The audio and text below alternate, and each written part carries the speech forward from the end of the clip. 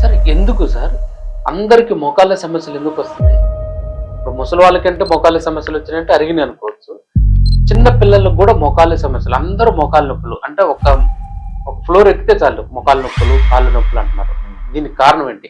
మళ్ళీ పాలు తాగుతారు, బోర్న్విటా తాగుతారు, ఎగ్స్ తింటారు, మంచి ప్రోటీన్ ఫుడ్ తింటాను అనుకుంటారు. కానీ ఎందుకు ఈ మోకాళ్ళ నొప్పులు? మనలతో ప్రాబ్లం ఏంటంటే హెల్దీ ఫుడ్ అని చెప్పి ఆల్మోస్ట్ అందరు తినేది అన్హెల్దీ ఫుడ్. హెల్దీ ఫుడ్ అనుకుంటారు చాలా మంది. మన బాబాలు దొంగ డాక్టర్లు ఎక్కువైపోయి అది మంచిది ఇది మంచిది. మొన్న మణికొండలో పోతున్నా, అక్కడ ఒక స్టాల్ ఉంది. అక్కడ ఎంత పెద్ద బోర్డు ఉందంటే ఈ రూమ్ అంత పెద్ద బోర్డు ఉంటుంది. ఏమని పెట్టినాడు, ఇక్కడ తాటి బెల్లంతో టీ చేయబడుతుంది, తాటి బెల్లం ఇమ్యూనిటీ బూస్టర్, హెల్దీ అని.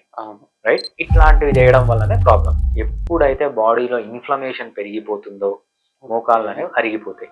ఇన్ఫ్లమేషన్ పెరగడానికి నంబర్ 1 రీజన్ ఏంటంటే ఎక్కువ కార్బోహైడ్రేట్ తీసుకోవడం. అంటే తేనె అన్ని రూపాల్లో, బెల్లము అన్ని రూపాల్లో, చక్కెర అన్ని రూపాల్లో, స్వీట్లు, పిజ్జాలు, బర్గర్లు, చాక్లెట్లు, కూల్ డ్రింక్లు ఇవన్నీ తాగడం వల్ల కార్బోహైడ్రేట్ ఎక్కువైపోయి, ఎప్పుడైతే కార్బోహైడ్రేట్ ఎక్కువైపోతే ఇన్ఫ్లమేషన్ ఎక్కువైపోయి, ఇన్ఫ్లమేషన్లో ఒకటి బాడీలో ఇన్ఫ్లమేషన్ ఉంది, రైట్, ఇంకో బాడీలో ఇన్ఫ్లమేషన్ లేదు.